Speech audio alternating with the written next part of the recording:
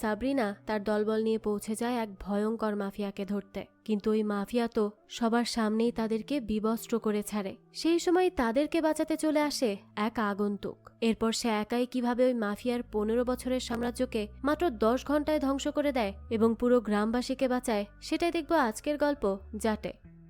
শুরুতেই আমাদেরকে 2009 সালের দৃশ্য দেখানো হয়। শ্রীলঙ্কার জাফনা শহরের একটা জঙ্গল দেখতে পাই আমরা। সেখানে শ্রীলঙ্কান সেনাবাহিনী এবং শ্রীলঙ্কার টাইগার বাহিনীর মধ্যে 8 ঘন্টার রক্তক্ষয়ী সংঘর্ষ হতে থাকে। তাদের মধ্যে কোনো কারণে অনেক বেশি ফাইট হচ্ছিল। তো এই সংঘর্ষে তখন শ্রীলঙ্কার সেনাবাহিনী জিতে যায়। তো এই জয়ের পরপরই তারা এই টাইগার নামের দলের টেরিটরি জাফনা জঙ্গলে পৌঁছে যায়। এই জঙ্গলে তারা প্রথমবারের মতো প্রবেশ করতে পেরেছিল, কারণ এর আগে এই টাইগার দল এই জায়গা দখল করে রেখেছিল। তারা কোনোভাবেই এখানে ঢুকতে পর্যন্ত পারত না। তো সেই জঙ্গলে ছিল অনেক অনেক ধন সম্পদ, সেই সবকিছু সেখানেই পুঁতে রাখা ছিল। এই জন্য দেখা যায় সেনাবাহিনীর লোকজন সেই জঙ্গলের আশেপাশের গ্রাম থেকে মানুষজনকে নিয়ে আসে এবং তাদেরকে দিয়ে জঙ্গলে খোদাই করাতে শুরু করে। সেখানে আমরা খোদাই করতে থাকা 4 জনকে দেখতে পাই, যারা কিনা অনেক বড় একটি গর্ত করে ফেলে। আর তখন তাদের মধ্যে থেকে একজন সেখানে হঠাৎ করে একটা টাইগার সিম্বল দেখতে পায়। এরপর সে আর একটু খোদাই করলে সেখানে একটা বক্স খুঁজে পায়, যার মধ্যে অনেকগুলো সোনার বার রাখা ছিল। তো এতগুলো সোনা দেখে তো তারা তাদের লোভ সামলে রাখতে পারে না। তারা 4 জন মিলে ঠিক করে যে এই সোনাগুলো তারা নিজেরা রেখে দিবে আর সেনাবাহিনীকে এর ব্যাপারে কিছুই জানাবে না, আর এখান থেকে চুপচাপ পালিয়ে যাবে। তাদের মধ্যে আসলে লোভ ঢুকে পড়েছিল, কিন্তু তারা যখন এটা করতে চায় তখনই একজন সেনাবাহিনীর লোক তাদেরকে দেখে ফেলে, আর তখন সেই লোকেরা এক চান্সে সেই সেনাটিকে মেরে ফেলে। তখন তো অন্য সব সেনাবাহিনীর লোকেরা তাদের প্ল্যান সম্পর্কে জানতে পারে। তারা তখন সেই 4 জন লোকেদের দিকেই এগোতে থাকে। তবে এই 4 জনও কম ছিল না, তারা অনেক বেশি শক্তিশালী ছিল। সেনাবাহিনীদের এক এক করে তারা মারতে থাকে, কিন্তু একটা সময় পর তারা এটা বুঝতে পারে যে তাদের পক্ষে এতগুলো সেনাবাহিনীকে পরাস্ত করা কখনোই সম্ভব না। এটা তারা যখন বুঝতে পারে তখন তারা সেখান থেকে কিভাবে পালাবে তার পরিকল্পনা করতে শুরু করে দেয়। তারা সেই সময় ঠিক করে যে তারা সমুদ্র দিয়ে যেদিকে যাওয়া যায় সেদিকেই চলে যাবে। তো যেই কথা সেই কাজ, তারা 4 জন মিলে সমুদ্রে পাড়ি দেয়। আর তাদের ভাগ্যও ভালো ছিল যে সমুদ্র পাড়ে তারা একটা নৌকা আগে থেকেই বেঁধে রাখা অবস্থায় পেয়ে যায়। এই জন্য সেনাবাহিনী আর তাদেরকে ধরতেই পারে না। তারা ভাসতে ভাসতে এক সময় চলে আসে ইন্ডিয়ার আন্দামান দ্বীপে, কিন্তু সেখানে গিয়ে তো তারা পড়ে অনেক বড় এক বিপদে। তারা তো এবার ধরা পড়ে যায় পুলিশের হাতে। পুলিশ তখন তাদের 4 জনকে ধরে সোজা থানায় নিয়ে আসে। এরপরে পুলিশ অফিসার সৌরভ তাদের কাছে জিজ্ঞেস করে যে তারা কোন দেশ থেকে এসেছে। তাদের মধ্যে একজন জানায় যে তারা শ্রীলঙ্কা থেকে এসেছে। এর সাথে তারা আরো বলে যে শ্রীলঙ্কার আর্মিরা তাদের উপর অত্যাচার করে, তাদের বাড়িঘর পুড়িয়ে দেয়, তাদেরকেও মেরে ফেলতে যায়। এর জন্য তারা সেখান থেকে জান বাঁচিয়ে পালিয়ে এসেছে। তো পুলিশ অফিসার সৌরভ তো তখন তাদের কথাবার্তা শুনে বিষয়টা খুব ভালোভাবেই বুঝতে পারে যে তারা 4 জনই আসলে মিথ্যা কথা বলছে। কিন্তু তখন সে আর তাদেরকে এই ব্যাপারে কিছুই বলে না, বরং সে তাদেরকে বলে যে শ্রীলঙ্কান আর্মিরা তাদেরকে এখানে খুঁজতে আসতে পারে, তাই তারা যেন তাদের নাম চেঞ্জ করে ফেলে। আর তাদেরকে বলে যে সে তাদেরকে ছেড়ে দিবে, কিন্তু এর বদলে তাকে কিছু দিতে হবে। এই কথা শোনার সাথে সাথেই তো ওই 4 জন 4টা সোনার বার পুলিশ অফিসারকে বের করে দেয়। একসাথে এতগুলো স্বর্ণের বার দেখে পুলিশ অফিসার সৌরভ তো অনেক বেশি খুশি হয়ে যায়। এরপরে সে তাদেরকে বলে যে তাহলে তারা তাদের নতুন পরিচয় দিয়ে দিক। তখন সেই 4 জনের মধ্যে একজন বলে ওঠে যে সে তার নাম চেঞ্জ করতে চায় না, কারণ তার কাছে তার নিজের নাম অনেক বেশি পছন্দের। তখন পুলিশ তার কাছে তার নাম জানতে চায়। সে জানায় তার নাম রানা তুঙ্গা। এরপরে পুলিশ তাদের সবার নতুন নাগরিকত্বের কাগজপত্রও করে দেয়। এরপর আমাদেরকে বর্তমানের দৃশ্য দেখানো হয়। আমরা বর্তমানে নিউ দিল্লি দেখতে পাই। এরপর দেখা যায় পার্লামেন্ট বিল্ডিং, যেখানে ছিল প্রেসিডেন্ট মমতা দেবী। সে তার অফিসে ছিল তখন। সেই সময় তার কাছে পার্সেল আসে। প্রেসিডেন্ট মমতা তখন সে পার্সেলটি ওপেন করলে সেখানে একটা চিঠি পায়, আর তার সাথে কাটা অনেকগুলো আঙুল দেখতে পায়। এই চিঠিটি পড়ার সাথে সাথে মমতা দেবী তো অনেক বেশি ইমোশনাল হয়ে পড়ে। তার কাছে এই চিঠিটি আন্ধ্রপ্রদেশের মধুপল্লী গ্রামের একটা ছোট বাচ্চা মেয়ে পাঠিয়েছিল। তারা অনেক বড় একটি বিপদে রয়েছে, তাই আঙুল কেটে তারা মমতার কাছে এটা পাঠিয়েছে, যাতে করে সে খুব দ্রুত তাদের এই সমস্যার সমাধান করতে পারে। আর যদি তারা দেরি করে তাহলে তাদের গ্রামের সবাই মারা যাবে। তো এই চিঠিটি পড়ে প্রেসিডেন্ট মমতা তৎক্ষণাৎ একজন বিশিষ্ট সিবিআই অফিসারকে ইনফর্ম করে। এই সিবিআই অফিসারের নাম হলো সত্যমূর্তি। তো বলার সুবিধার্থে আমরা তাকে সত্য বলে ডাকবো। তো সত্য সেখানে আসলে প্রেসিডেন্ট মমতা তাকে সেই চিঠিটা দেখায়। চিঠিটা পড়ার পরে সত্যও অনেক বেশি ইমোশনাল হয়ে পড়ে, আর তখন সে প্রেসিডেন্টকে বলতে থাকে যে এই বিষয়টা তো অনেক বেশি সেন্সিটিভ। মমতা তখন সিবিআই অফিসার সত্যকে বলে যে সে যেন এই মধুপল্লী গ্রামের ব্যাপারে সব ইনফরমেশন নেয় আর সেখানে কি হচ্ছে এই বিষয়টা খুঁজে বের করে। তাছাড়া সে সত্যকে আরো বলে যে সে যখন যেই ইনফরমেশন পাবে ঠিক তখনই যেন সে প্রেসিডেন্টকে ইনফর্ম করে।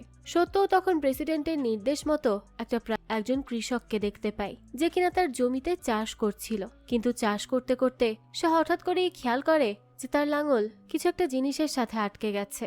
সে তখন নিচে তাকাতেই সেখানে মৃত মানুষের হাত দেখতে পায়। এটা দেখে তো সে তখন অনেক বেশি ঘাবড়ে যায় আর চিৎকার করে গ্রামের সবাইকে ডাকতে থাকে। গ্রামের সবাই তখন সেখানে জড়ো হয়। তারা তখন সেই জমিতে একসাথে অনেকগুলো মৃত লাশ খুঁজে পায়। এরপরই সেই লাশগুলোকে নিয়ে আসে গ্রামে। তখনই আমরা দেখতে পাই যে সবগুলো লাশের মাথা মিসিং ছিল। খুব হিংস্রভাবে মাথা কেটে তাদের সবাইকে মারা হয়েছে। এই ব্যাপারে পুলিশ যখন জানতে পারে তখন তারাও সেখানে চলে আসে, কারণ ব্যাপারটা অনেক বেশি ভয়ঙ্কর ছিল। তারা তখন গ্রামবাসীর কাছে জিজ্ঞেস করে যে এই কাজ কে করতে পারে, কিন্তু সেখানে থাকা কেউই তো তখন মুখ খোলে না। একটা বাচ্চার নাম বলতে চাইলে তার মা তার মুখ চেপে ধরে। এতে পুলিশ বুঝতে পারে যেখানে নিশ্চয়ই অনেক বড় কোনো বিষয় জড়িত রয়েছে। তখন সেখানে থাকা একজন পাগল বলতে থাকে যে এই গ্রামের কেউ মুখ খুলবে না, কারণ এটা কোনো গ্রাম না, এটা হলো শ্মশান যেখানে সব মানুষ পুড়ে ছাই হয়ে গেছে। এরপর দেখানো হয় লাশগুলোর কাছে তাদের পরিবারের মানুষরা যায়। এতে তো তারা অনেক বেশি ইমোশনাল হয়ে পড়ে। লাশগুলোর সামনে দাঁড়িয়ে কাঁদতে থাকে। তারা তাদের অনেক প্রিয় মানুষগুলোকে যে হারিয়েছে। এই সব কিছু দেখে সেখানে আসা লেডি পুলিশ অফিসার সাবরিনা তাদেরকে মুখ খুলতে বলে, কিন্তু তখনও সবাই চুপ করেছিল। সে সময় একটা বাচ্চা ছেলে তার মুখ থেকে হাত সরিয়ে যেই কাজ করেছে তার নামটা বলে ফেলে, আর সেই নাম হলো রানাতুঙ্গা। এটা হলো সেই রানাতুঙ্গা যাকে কিনা আমরা গল্পের শুরুতে দেখেছি। তো এই শুনে তো এসআই সাবরিনা রানাতুঙ্গাকে ধরার জন্য পুরো পুলিশ ফোর্স নিয়ে তার বাসায় যেতে থাকে। কিন্তু সে যখন সেখানে যাচ্ছিল তখনই পথে তার সিনিয়র অফিসার শেখার তাকে কল করে আর তাকে রানাতুঙ্গাকে ধরতে যেতে মানা করে। কিন্তু সাবরিনা তখন তার কোনো কথাই শোনে না আর বলতে থাকে যে সে রানাতুঙ্গাকে ধরতে যাবেই যাবে। এটা বলে সে তার ফোর্সকে নিয়ে যেতে থাকে সেদিকে, কিন্তু অফিসার শেখর মানা করায় সকল পুলিশ অফিসার তখন তার সাথে যেতে রাজি হয় না। সাবরিনা তো তখন তার লেডি পুলিশদের নিয়েই রানার বাসার দিকে যেতে থাকে। সেখানে পৌঁছে তারা সবাই মিলে সেখানে থাকা গুন্ডাগুলোকে প্রথমে মারতে থাকে। এটা দেখে তো সেখানে রানার মা চলে আসে আর সাবরিনাকে থামানোর চেষ্টা করে। সে সাবরিনাকে চড়ও মারতে যায়, কিন্তু সাবরিনা সাথে সাথে তার হাত ধরে ফেলে আর তার ছেলে কোথায় সেটা জিজ্ঞেস করে। তখনই আমরা বাসার ভেতর থেকে রানার ওয়াইফকে বেরিয়ে আসতে দেখি। তার নাম হলো ভারতী। ভারতী সেখানে আসে আর পুলিশ অফিসার সবাইকে বাসার ভেতরে আসতে বলে।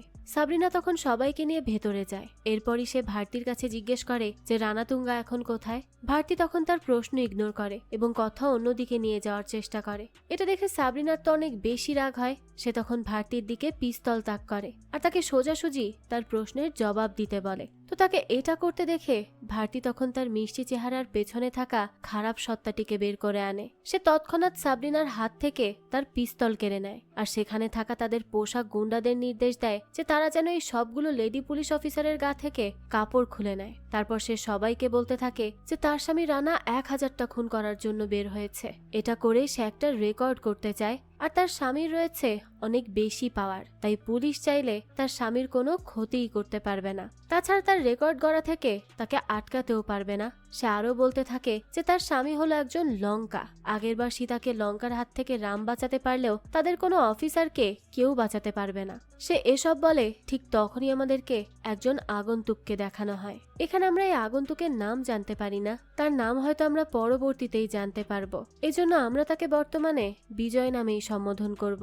আমাদেরকে সেই সময় দেখানো হয় বিজয় কোনো এক জায়গার উদ্দেশ্যে যেতে থাকে। সে ট্রেনে করে যাচ্ছিল, তখনই দেখানো হয় রেল লাইনের কোনো একটা ত্রুটির কারণে ট্রেন থেকে সমস্ত প্যাসেঞ্জারকে নামিয়ে দেওয়া হয়। তো বিজয় ট্রেন থেকে নেমে যায়। এরপর সে সেখান থেকে হাঁটতে শুরু করে। পথে তার অনেক খিদে পেয়ে যায়, তাই সে পাশে থাকা একটা দোকানে যায়। সেখানে গিয়ে নিজের মতো করে খাবার খেতে থাকে, কিন্তু কিছুক্ষণ পরই সেখানে কয়েকজন গুন্ডা প্রবেশ করে। তারা ভেতরে ঢুকতে গেলে একজনের পায়ে লেগে বিজয়ের খাবার মাটিতে পড়ে যায়। বিজয়ের তো তখন তাদের উপর অনেক রাগ হয়। সে তাদেরকে সরি বলতে বলে, কিন্তু লোকগুলো একে তো তাকে সরি বলতে চাই না, উল্টে তাদেরকে সরি বলতে বলার জন্য তারা বিজয়কে গরম দেখাতে থাকে আর তাকে ধাক্কা দিয়ে দেয়। বিজয়ের তো তখন অনেক রাগ হয়। সে আর কোনো কিছু না ভেবে সেখানে থাকা সব গুন্ডাগুলোকে এক এক করে মারতে থাকে। সে গুন্ডাগুলোকে এত বেশি মারধর করে যে সবগুলো গুন্ডা ভয় পেয়ে সেখান থেকে গাড়িতে করে পালিয়ে যেতে নেয়। তারা পালিয়ে যেতে থাকলে সেখান করে মারতে থাকে।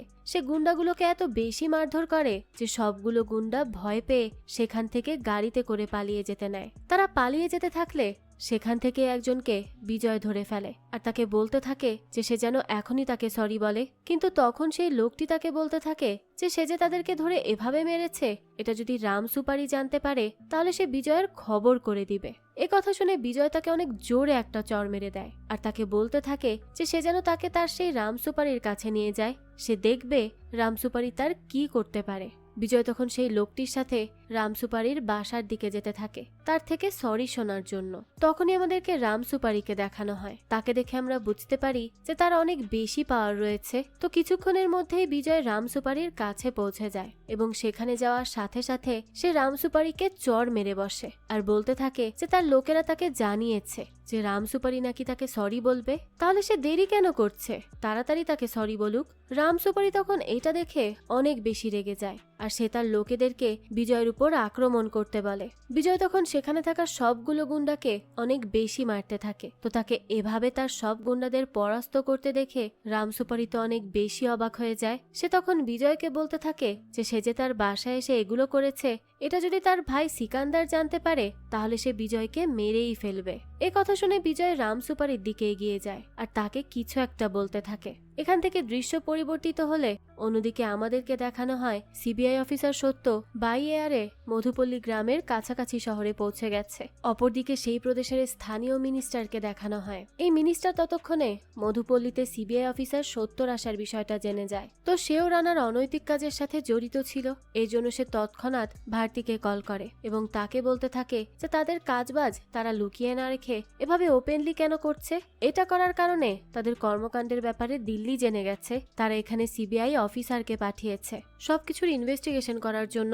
এবার তারা ধরা পড়ে যেতে পারে, এর জন্য যেন তারা খুব দ্রুত সিবিআই অফিসারকে থামানোর চেষ্টা করে। এটা জানার পরে ভারতী এ ব্যাপারে রানাকে জানায়। রানা তখন ভারতীকে তার ভাই সিকান্দারকে কল করতে বলে। তখনই আমাদেরকে সিকান্দারকে দেখানো হয়। এই সিকান্দারের পাওয়ারও ছিল অনেক বেশি। আমরা তাকে একটা সরকারি অফিসে দেখতে পাই যেখানে গিয়ে সে তার পাওয়ার খাটিয়ে বিভিন্ন অনৈতিক কাজ করতে থাকে। তো তার এমন অনৈতিক কর্মকাণ্ড চলতে থাকলে সেখানে থাকা একটা সরকারি কর্মকর্তার ফোনে কল আসে আর তার এই কল আসায় সিকান্দার তো অনেক বেশি রেগে যায়, কারণ সেই লোকের রিংটোনের শব্দ নাকি তাকে বিরক্ত করেছে। এর জন্য সে তখন সেই অফিসারকে মারধর করে আর তাকে একসাথে অনেকগুলো ব্লাড প্রেশারের ওষুধ খাইয়ে দেয়। তখনই আমাদেরকে দেখানো হয় সেখানে সিকান্দারের খোঁজ করতে করতে চলে আসে বিজয়। সে সিকান্দারের অ্যাড্রেস রাম সুপারির কাছ থেকে নিয়ে এসেছিল, কারণ সে এখন সিকান্দারের থেকে তার সরি নিবে। বিজয় তো সেখানে এসেই সিকান্দারকে বলে তাকে সরি বলতে। তো তার সরি বলার কথা শুনে সিকান্দার সহ সেখানে থাকা তার সব চেলাপেলারা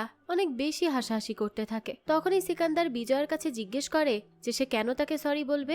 বিজয় তখন তাকে তার সরি বলার কারণ ডিটেলসে বলতে থাকে, কিন্তু সে তার কথা শেষ করার আগেই সিকান্দারের একজন লোক তাকে পেছন থেকে আঘাত করে। বিজয় তো তখনও শান্ত থাকে আর সিকান্দারকে তাকে আবারও সরি বলতে বলে, কিন্তু সিকান্দার তখন অনেক বেশি রেগে যায় আর তার লোকেদেরকে বিজয়কে মারার কথা বলতে থাকে। বিজয় তখন তাদের সব কয়টাকে এক এক করে মারতে শুরু করে। এরপর এই ফাইটের মাঝে সে সেখানে থাকা ফ্যানও খুলে নেয় আর এটা দিয়েই সে সিকান্দারকে মারতে থাকে। সিকান্দার তখন এত বেশি মার খেয়ে একেবারে নাস্তানাবুদ হয়ে পড়ে। তখনই বিজয় তাকে সরি বলতে বলে, কিন্তু তখন সিকান্দার তাকে বলতে থাকে যে সে যে তাকে মেরেছে এটা যদি তার ভাই জানতে পারে তাহলে এখানে রক্তের বন্যা বইয়ে দিবে। এ কথা শুনে বিজয় তখন তার কাছে জিজ্ঞেস করে যে তার ভাইকে। সিকান্দার তখন তাকে জানায় যে তার ভাই হলো রানা তুঙ্গা। তখনই দৃশ্য চলে যায় রানা তুঙ্গার কাছে। এইবার তার এন্ট্রি ছিল অনেক বেশি ভয়ঙ্কর। একজনের মাথা ঘাট থেকে এক কোপে আলাদা করে দেওয়ার মাধ্যমে আমাদেরকে রানাকে দেখানো হয়। অন্যদিকে আমাদেরকে আবারও সিবিআই অফিসার সত্যকে দেখানো হয়। সে মধুপল্লী গ্রামে যেতে যেতে রানার ব্যাপারে তার সাথে থাকা একজন অফিসারের কাছে জিজ্ঞেস করে। সে তাকে জানাতে থাকে যে রানা তার লোকজন নিয়ে শ্রীলঙ্কা থেকে এখানে এসেছে আর তাদেরকে ইন্ডিয়ান সিটিজেনশিপ দিয়েছে একজন ঘুষখোর পুলিশ অফিসার। এরপর থেকে রানা এই মধুপল্লী গ্রামে থাকতে শুরু করে আর এই পল্লী গ্রামকে দখল করে রাজত্ব করতে থাকে। তখন আমাদেরকে রানাতুঙ্গা যেভাবে তার রাজত্ব স্থাপন করেছে সেটা দেখানো হয়। আমরা দেখতে পাই এক রাতে রানা তার লোকেদেরকে নিয়ে এই গ্রামের একজন প্রভাবশালী লোকের বাসায় আসে আর তাকে সেখানেই মেরে ফেলে। পরদিন সকালবেলা রানা সেই লাশ গ্রামের সবার সামনে নিয়ে আসে। তো এখানে বলে দেই, সেই প্রভাবশালী লোকটিকে রানার তার লোকেদের মেরে ফেলার একটা কারণ রয়েছে, আর তা হলো যখন রানা শ্রীলঙ্কা থেকে তার লোকেদের নিয়ে এই গ্রামে আসে তখন সেই প্রভাবশালী লোকটি তাদের সামনে অনেক বেশি ভাব দেখিয়েছিল। সে তাদেরকে নিজের দাস বানিয়ে রাখার চেষ্টা করেছিল, যার জন্য রানা এবং তার লোকেরা লোকটির উপর অনেক বেশি রেগে যায় আর তাকে মেরে ফেলে তার চ্যাপ্টারই ক্লোজ করে দেয়। তখনই দেখানো হয় তারা এটা করলে ঘটনাস্থলে সেই পুলিশটি আসে যে তাদেরকে ঘুষ নিয়ে সাহায্য করেছিল। সে সেখানে এসে রানাকে উল্টো পাল্টা কথা বলে বেশ বকাঝকা করতে থাকে।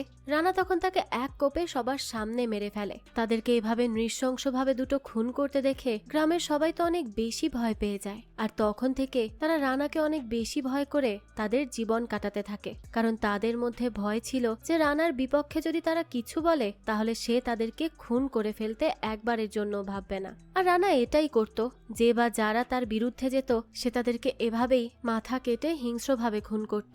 তো এভাবে রানা ধীরে ধীরে তার রাজত্ব স্থাপন করতে থাকে। এক পর্যায়ে সে শ্রীলঙ্কা থেকে তার পরিবারের সবাইকে ইন্ডিয়াতেও নিয়ে আসে।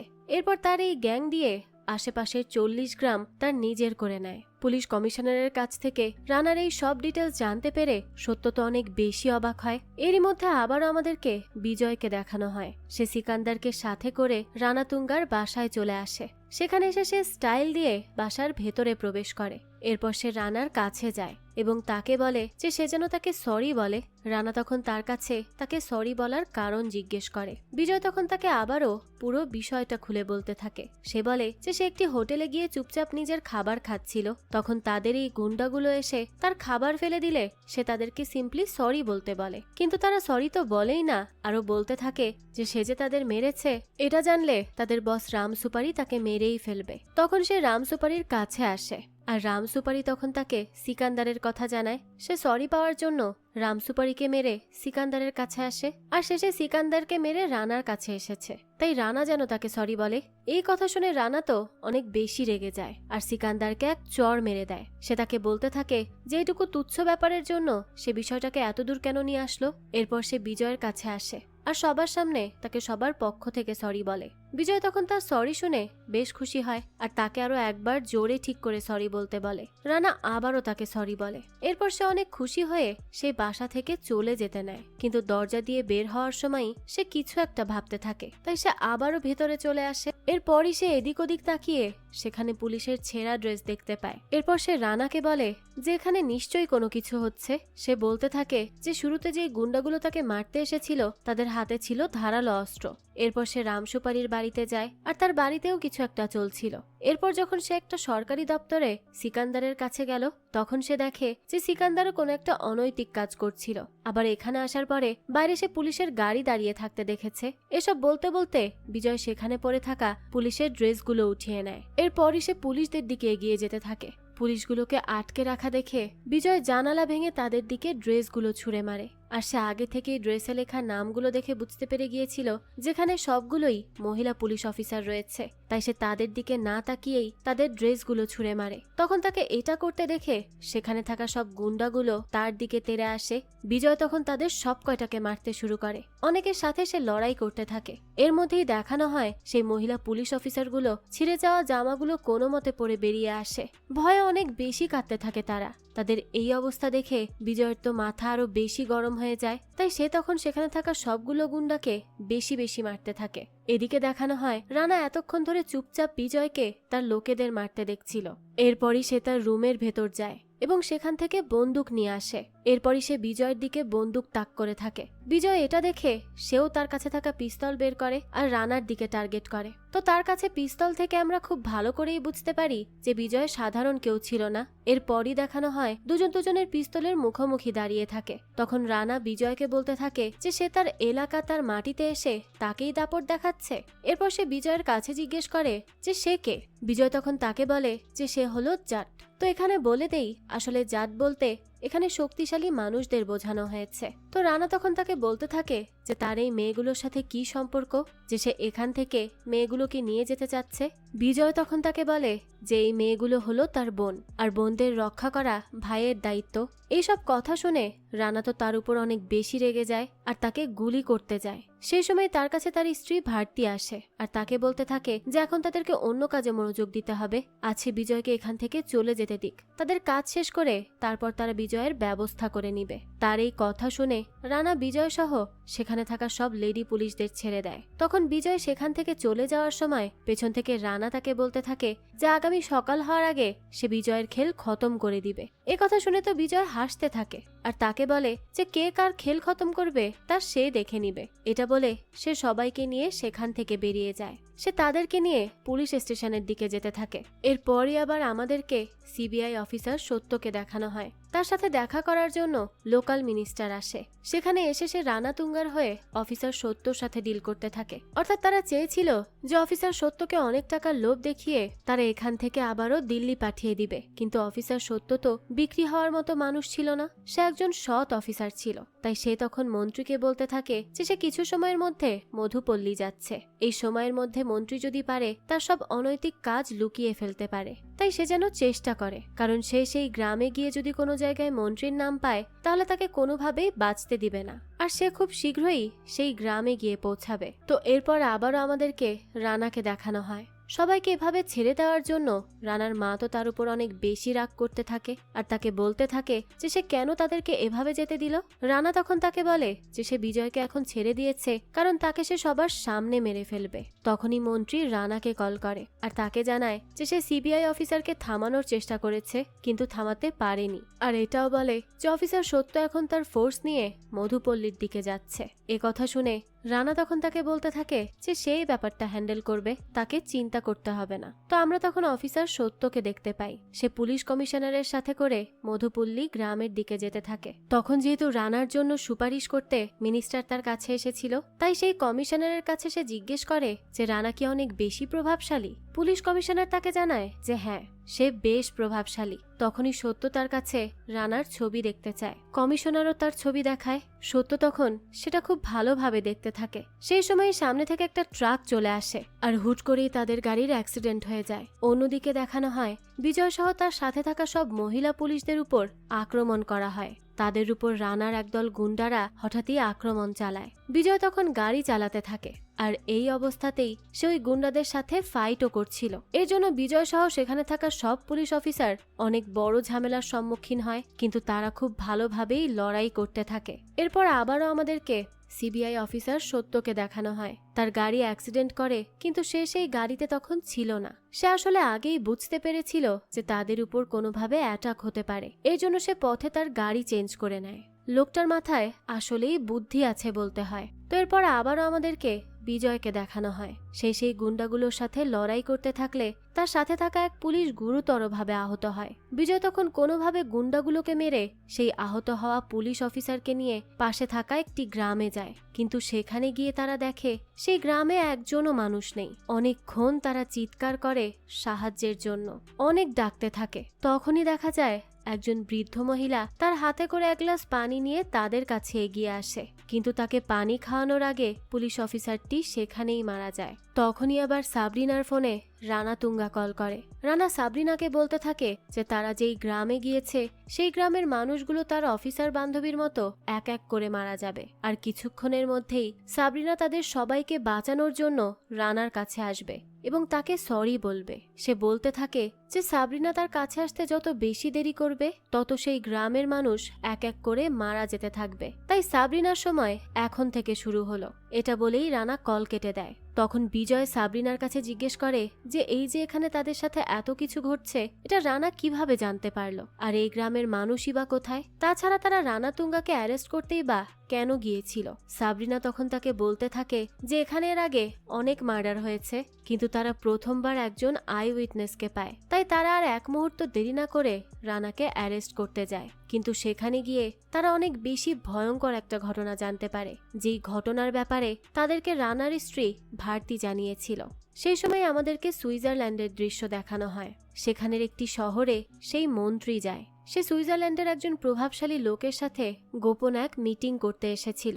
সেই মিটিংয়ে সেই ফরেনার প্রভাবশালী লোকটি মিনিস্টারকে বলতে থাকে যে বিশ্বের সবচেয়ে দামি পদার্থ থোরিয়ামের সন্ধান পাওয়া গিয়েছে দুটি জায়গায়। তো আমাদের গল্পের মতে থোরিয়াম দিয়ে ভয়ঙ্কর পারমাণবিক বোমা বানানো যাবে। এই পদার্থের খনি যেই যেই জায়গায় পাওয়া গেছে তার একটি হলো অস্ট্রেলিয়া, আর অন্য জায়গা হলো সাউথ ইন্ডিয়ার বে অফ বেঙ্গলের ধার দিয়ে 100 কিলোমিটার। তাই তখন সেই লোকটি মিনিস্টারকে অফার দেয় যে তারা এই খনির ব্যাপারে ইন্ডিয়ার প্রশাসনকে জানাবে না, তাদের কাছ থেকে লুকিয়ে তারা সেই 100 কিলোমিটারের মধ্যে পুরো জায়গাটা খালি করবে, যাতে করে তারা সেখান থেকে থোরিয়াম পদার্থ বের করে সেখান থেকে বাইরের দেশে নিয়ে যেতে পারে। আর এটা মিনিস্টারকেই করে দিতে হবে।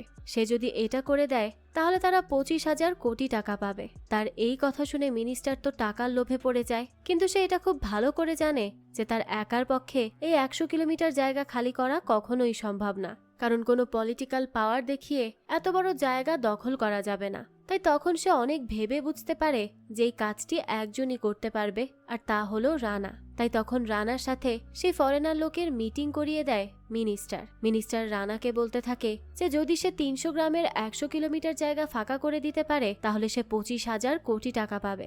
এতগুলো টাকার কথা শুনে রানা তখন তাদের সাথে ডিল করতে রাজি হয়ে যায়। এরপর তারা একের পর এক গ্রাম দখল করতে থাকে এবং সবাইকে গ্রাম থেকে বের করে দিতে থাকে।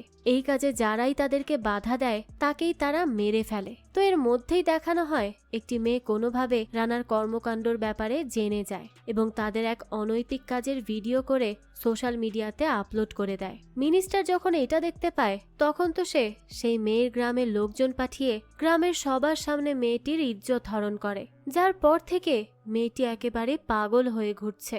এরপরই দৃশ্য চলে আসে বর্তমানে। এই সবকিছু জানার পর বিজয় তো একেবারে থমকে যায়। সে তখন সেই পাগল হয়ে যাওয়া মেয়েটিকে দেখতে পায়। এই বৃদ্ধাই ছিল সেই মেয়েটির মা। এই সব কিছু শুনে বিজয় তাদেরকে বলতে থাকে যে রানা যে এগুলো করলো তা কেউ কি এই ব্যাপারে কখনো আওয়াজ ওঠায়নি। তখন সেই বৃদ্ধা তাকে বলে যে এক গ্রামের মানুষজন এর বিরুদ্ধে আওয়াজ উঠিয়েছিল, কিন্তু প্রশাসন রানাকে না ধরে উল্টো সেই গ্রামের লোকদেরকেই থানায় নিয়ে যায় আর অনেক মারধর করে। সবকিছু সহ্য করে সেই লোকগুলো যখন গ্রামে ফিরে আসে তখন একটা বাচ্চা মেয়ে তাদের কাছে আসে আর তাদেরকে বলতে থাকে যে তারা যেন তাদের গ্রামটিকে আবারও আগের মতো করে দেয়। তো বাচ্চা মেয়েটির কথা শুনে তারা তখন সবাই মিলে সিদ্ধান্ত নেয় যে প্রেসিডেন্টের কাছে তারা তাদের অত্যাচারের কথা জানাবে আর এই বাচ্চা মেয়েটিকে দিয়ে একটা চিঠি লেখাবে।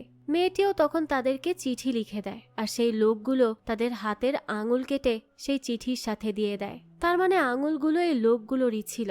আর এটাই আমরা গল্পের শুরুর দিকে প্রেসিডেন্টের কাছে আসা সেই পার্সেলের মাধ্যমে দেখেছি। তো বৃদ্ধা তখন আরো জানায় যে যখন রানা জানতে পারে যে এই গ্রামের লোকেরা তাদের নামে মামলা করার জন্য থানায় পর্যন্ত গিয়েছিল তখন ভারতী তার লোকেদের নিয়ে এখানে আসে। এরা স্বামী স্ত্রী দুজনেই ভয়ঙ্কর। ভারতী তো সেখানে সেই রাতের মধ্যেই থানায় যাওয়া সবাইকে মেরে ফেলে আর এই মানুষগুলোর লাশই সেদিন ধান খেতে পুঁতে রাখা অবস্থায় গ্রামের সবাই পেয়েছিল।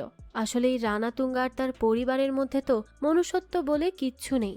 যাক, তো বৃদ্ধার কথা বলা শেষ হলে তখন সাবরিনা বলতে থাকে যে এই ঘটনার পর সে রানাকে ধরতে গিয়েছিল, কিন্তু তার লোকেরা তাদের উপর শারীরিক নির্যাতন চালিয়েছে। তখন বৃদ্ধাও তার মেয়েকে নিয়ে কাঁদতে কাঁদতে অনেক ইমোশনাল কথা বলতে থাকে। তাদের সবার এসব কথাবার্তা শুনে বিজয় বলতে থাকে যে সে হলো একজন জাট। এই মাটির সাথে হলো তার পরম সম্পর্ক। এই মাটির পবিত্রতা রক্ষা করার জন্য সে ওই রানাতুঙ্গাকে শেষ করে তবেই ক্ষান্ত হবে। তো এরপরই বিজয় সেখান থেকে পুলিশ স্টেশনে চলে আসে। সেখানে এসে দেখে পুলিশ স্টেশনের দশা একদম বেহাল হয়ে গেছে। পুলিশ অফিসাররা মদ খেয়ে মাতাল হয়ে পড়ে রয়েছে, কারো তো কোনো হুঁশই নেই। তারা গ্রামের মানুষকে রক্ষা করবে তো দূরের কথা, নিজেদেরকেই সামলাতে পারছে না। তো তখন সে সিনিয়র অফিসারের কাছে যায় আর তাকে একটি এফআইআর লিখতে বলে। সেই হোটেলের কাহিনী থেকে তার এফআইআর এর বর্ণনা দিতে শুরু করে, কিন্তু এরপর যখন সে রাম সুপারি আর সিকান্দারকে মারার কথা বলে তখনই সেখানে থাকা সবাই চমকে ওঠে। তখন বিজয় তাদেরকে বলতে থাকে যে রাম সুপারি আর সিকান্দারকে মারার পরে সে রানার কাছে তার সরি চাইতে যায়। রানাও তাকে সরি বলে, কিন্তু সে তার সরি একসেপ্ট করতে পারবে না। বিজয়ের মুখে রানার কথা শুনে সিনিয়র অফিসার তখন তাকে বলতে থাকে যে সে সব কি কথা বলছে, সে যেন আসল কথা বলে। তখনই বিজয় সেখানে সাবরিনা এবং বাকি পুলিশ অফিসারদের ডাক দেয়। সেই সময় সাবরিনা সহ সবাই সেখানে এসে হাজির হয়। সিনিয়র অফিসার এবং সেখানে থাকা বাকি সব অফিসাররা তাদের অবস্থা দেখে হাসতে থাকে। বুঝুন কতটা নির্লজ্জ এরা। তাদেরই তো উল্টো তাদের কলিগদেরকে প্রোটেক্ট করা উচিত ছিল, তা তো তারা করতে পারেইনি, উল্টো এখন তাদের উপরই হাসছে। এরপর তো সিনিয়র অফিসার খুবই খারাপভাবে সাবরিনাকে অপমানও করতে থাকে। সাবরিনা তখন তার এসব আচরণ দেখে অনেক বেশি ক্ষিপ্ত হয়ে যায়। সেও তখন বিভিন্ন ধরনের কথা তাকে শোনায়। তো সাবরিনা তার সাথে এভাবে কথা বলছে, এসব শুনে সিনিয়র অফিসার তাকে মারতে তার দিকে তেড়ে আসে, কিন্তু তখনই বিজয় হুঙ্কার দিয়ে ওঠে আর সে এক টানে সিনিয়র অফিসারটির গা থেকে তার পুলিশের ড্রেস খুলে নেয়। পুলিশ অফিসার তো একেবারেই থ হয়ে যায়। বিজয় তখন তাকে বলতে থাকে যে একজন পুলিশ অফিসার হয়ে সে এভাবে একটি মহিলাকে অপমান করছে, এটা সে কিভাবে করতে পারে? সে তো এই ড্রেসের উপযুক্তই না, সে বরং এই ড্রেসকে অপমানিত করছে। তখনই দেখানো হয় সব পুলিশ অফিসার মিলে বিজয়ের উপর পেছন থেকে অ্যাটাক করে আর তাকে শিকল দিয়ে বেঁধে অনেক বেশি মারতে থাকে। বিজয় তখন আহত অবস্থায় সেখানেই পড়ে থাকলে সিনিয়র অফিসার সিকান্দারকে কল করে আর তাকে জানায় যে বিজয়কে তারা বেঁধে রেখেছে, তাই সিকান্দার যেন তাড়াতাড়ি করে এখানে চলে আসে। সিকান্দারও তখন সেখানে আসে, কিন্তু সে এসে সিনিয়র অফিসারকে একটা চড় মেরে দেয়, কারণ সে হাত তুলেছিল। এটা তার একদমই ভালো লাগেনি, কারণ সে চায় যে শুধুমাত্র সেই বিজয়কে মারবে। এই কথা বলে সে তখন বিজয়কে অনেক বেশি মারধর করতে থাকে। এর মধ্যেই আবার দেখানো হয় থানাতে একজন বয়স্ক কনস্টেবল চা নিয়ে আসে। সে সেখানে বিজয়কে দেখে অনেক বেশি অবাক হয়ে যায় আর দ্রুত সেখান থেকে তার বাসায় যায়। সেখানে গিয়ে সে একটি ছবি দেখতে পায় আর ওয়াকি টকির মাধ্যমে থানায় কল করে জানায় যে সে যেন বিজয়কে মারতে না যায়, কারণ বিজয় কোনো সাধারণ মানুষ না। সে এটা বলতে থাকলে তখনই জেলের মধ্য থেকে একজন চিৎকার করে ওঠে আর পুলিশদের বলতে থাকে যে তারা যেন বিজয়কে জাগিয়ে না তোলে, কারণ সে জাগলে তাদের অনেক বড় বিপদ হবে। জেলের মধ্যে থেকে একজন আসামি ভাবে বিজয়ের ব্যাপারে বলায় সিনিয়র অফিসার তার কাছে যায় আর তাকে জিজ্ঞেস করে যে সে বিজয়ের ব্যাপারে কিভাবে জানে। তখন সেই লোকটি তাদেরকে একটা ঘটনা জানায়।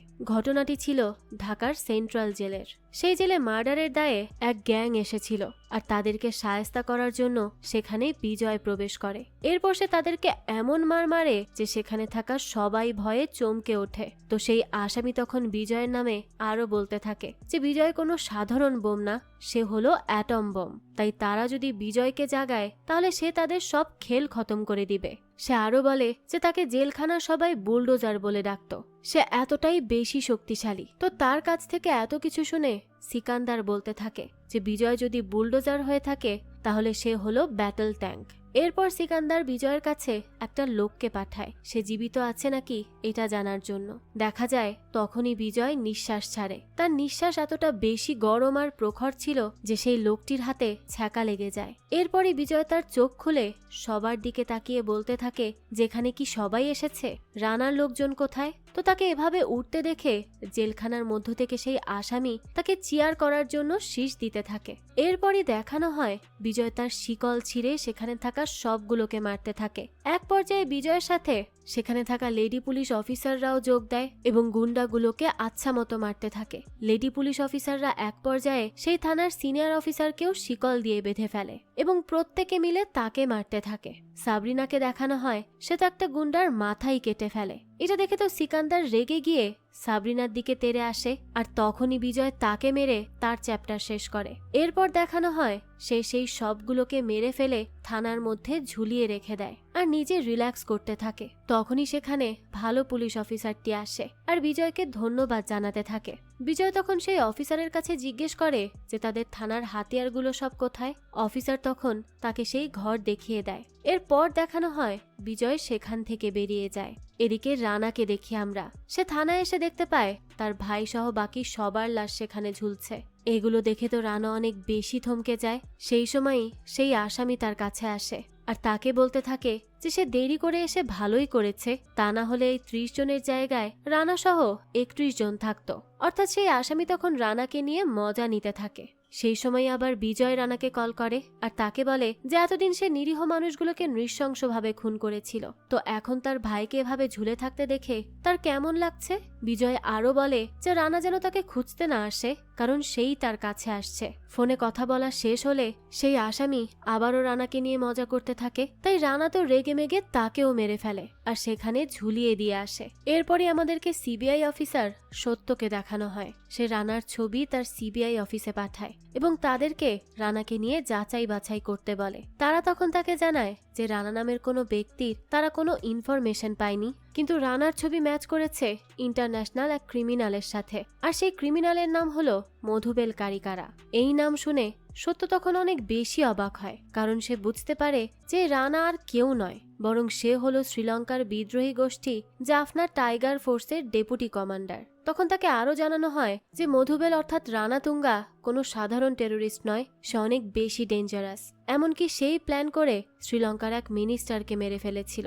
এরপর আবারও আমাদেরকে বিজয়কে দেখানো হয়। সে রানাকে মারতে গেলে তার সাথে সব লেডি অফিসাররাও যেতে চায়, কিন্তু বিজয় তখন তাদেরকে বলে যে তারা এমনিতেই অনেক বড় বিপদে পড়েছে, তাই এখন যেন তারা বিজয়কে একা লড়তে দেয়। এই কথা শুনে সাবরিনা তখন বিজয়ের কাছে জিজ্ঞেস করে যে সে আসলে কে।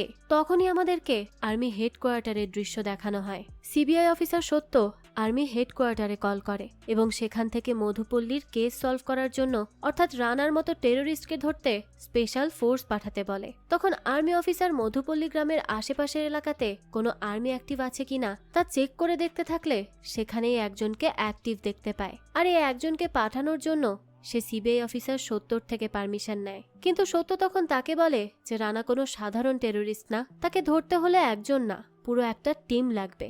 আর্মি অফিসার তখন তাকে বলে যে তারা যেই একজনকে পাঠাচ্ছে সে একাই অনেকগুলো টিমের সমান। সিবিআই অফিসার সত্য তখন তার কাছে জিজ্ঞেস করে যে এই আর্মিটাকে। তো আর্মি অফিসার তখন তাকে ডিটেলসে বলতে থাকে। সে বলে যে কার্গিল সার্জিক্যাল স্ট্রাইক, অপারেশন বিজয়ী, এমনকি ঢাকা বাংলাদেশের আন্ডার কভার অপারেশনও এই আর্মি করেছে। সে আর কেউ না, বরং জাট ফোর্সের সেরা কমান্ডো ব্রিগেডিয়ার বলদেব প্রতাপ সিং, অর্থাৎ যাকে আমরা এতক্ষণ বিজয় নামে জেনেছি তার আসল নাম হলো বলদেব প্রতাপ সিং। তো এরপরই আমাদেরকে সেই ফরেনার প্রভাবশালী লোকটিকে দেখানো হয়। সে 30 গ্রামের লাস্ট গ্রামের নথিপত্রের জন্য তার সাথে করে টাকা নিয়ে অপেক্ষা করতে থাকে, আর সেখানে রানা তার কমান্ডো ড্রেস পরে হাজির হয়। সাথে নিয়ে আসে 2 কন্টেইনার ভর্তি মধুপল্লীর লোকজনকে। এরপর যে বাচ্চাটি প্রেসিডেন্টের কাছে চিঠি পাঠিয়েছিল তাকে একাকী নিজের কাছে নিয়ে আসে রানা। এরপর তাকে ভয় দেখিয়ে প্রেসিডেন্টকে একটি চিঠি লিখতে বলে। বাচ্চাটি তো অনেক বেশি ভয় পেয়ে যায় আর চিঠি লিখতে থাকে। সে যখন এটা করছিল তখন রানা অন্য দিক থেকে গ্রামের সবগুলো মানুষকে এক এক করে মারতে থাকে, আর তার এই কাজগুলো সেই বাচ্চা মেয়েটিকে তার চিঠিতে লিখতে বলে। বাচ্চাটি তো নিরুপায় হয়ে সবকিছু লিখতে থাকে। সেই সময়ই দেখানো হয় গ্রামের সেই পাগল লোকটি বাচ্চাটিকে বলে যে সে যেন তার চিঠিতে লেখে যে তাদের অত্যাচারের সমাপ্তি আসতে চলেছে, কারণ তাদেরকে বাঁচানোর জন্য একজন আসছে। তার মুখে এসব কথা শুনে অনেক রেগে যায় রানা, আর তাকে সাথে সাথে গুলি করে মেরে ফেলে। ঠিক তখনই সেখানে এন্ট্রি হয় ব্রিগেডিয়ার প্রতাপ সিং এর, অর্থাৎ বিজয়ের। এরপর সে সেখানে থাকা খারাপ লোকদেরকে ভিন্ন ভিন্ন সব হাতিয়ার দিয়ে মারতে থাকে। সে তার সাথে rocket launcher, machine gun, auto machine gun, এমন অনেক ভয়ঙ্কর ভয়ঙ্কর অস্ত্র সেই পুলিশ স্টেশন থেকে নিয়ে এসেছিল। তো এক সময় রানা বুঝতে পারে যে বিজয় তাকে টিকতে দিবে না, এজন্য সে তখনই বন্দুক বের করে সেই ছোট বাচ্চাটির মাথায় ধরে। বাচ্চাটির মা তো তখন বাচ্চাটিকে নিতে এগিয়ে আসতে থাকে। রানা তো তাকেও গুলি করে মেরে ফেলে। এটা দেখে হাতে থাকা মেশিন গান বিজয় নিচে ফেলে দেয় আর রানার কাছে সারেন্ডার করে। তখন রানা বিজয়ের দিকে বন্দুক তাক করলে গ্রামের সবাই এসে এক এক করে বিজয়ের সামনে দাঁড়িয়ে পড়ে। রানা তো সবাইকে তখন সামনে থেকে সরে যেতে বলে, কিন্তু কেউ সেখান থেকে সরে যায় না। তখন আবারও রানা বাচ্চাটির দিকে পিস্তল ধরতে গেলে সে দেখতে পায় যে সেখান থেকে বাচ্চাটিকে কেউ সরিয়ে নিয়েছে, আর সেই সময়ে বিজয় রানার সামনে চলে আসে। এরপর সে রানাকে আহত করে সেখানে থাকা গ্রামবাসীদের হাতে তুলে দেয়। গ্রামবাসীও তখন জীবিত অবস্থায় শিকল দিয়ে রানাকে ঝুলিয়ে দেয়, আর এভাবেই তাদের কষ্ট লাঘব করে। অন্যদিকে জানা যায় রানার স্ত্রীও পুলিশের কাছে ধরা না দিয়ে আত্মহনন করে নেয়। এরপর দেখানো হয় সেখানে সিবিআই অফিসার সত্য আসে। বিজয়ের এই কীর্তি দেখে তারা সবাই তো তার প্রতি অনেক বেশি খুশি হয় এবং সব অফিসাররা মিলে একসাথে বিজয়কে স্যালুট জানায়। এরপর সেই বাচ্চা মেয়েটি অনেক খুশি হয়ে ব্রিগেডিয়ার বলদেব প্রতাপ সিং অর্থাৎ বিজয়ের কাছে ছুটে চলে আসে, আর সেও তাকে স্যালুট জানায়। সবকিছু শেষ হওয়ার পর সিবিআই অফিসার সত্য প্রেসিডেন্টকে কল করে এই সবকিছু ইনফর্ম করে। প্রেসিডেন্ট তখন তার কাছে জিজ্ঞেস করে যে এই কাজটি কে সম্পন্ন করলো। সত্য জানায় এটা করেছে জাট রেসিডেন্টের ব্রিগেডিয়ার বলদেব প্রতাপ সিং। আর এরই মাধ্যমে এই গল্পটিও এখানেই শেষ হয়। এই তো ছিল এক আর্মি অফিসারের সাহসিকতার গল্প। অনেকদিন পর এই মুভিতে সানি দেওলকে বেশ ভিন্নভাবে দেখা গিয়েছে, যা অবশ্যই প্রশংসার দাবিদার। তো সানি দেওলের এই মুভির গল্প আপনাদের কাছে কেমন লেগেছে সেটা অবশ্যই আমাদেরকে কমেন্ট করে জানাবেন। যদি এতটুকুও ভালো লেগে থাকে তাহলে একটি লাইক দিয়ে যাবেন। আর হ্যাঁ, আমাদের এই চ্যানেলে কিন্তু প্রতিনিয়তই নতুন নতুন ভিডিও আপলোড করা হয়। সেই সব ভিডিওর আপডেট পেতে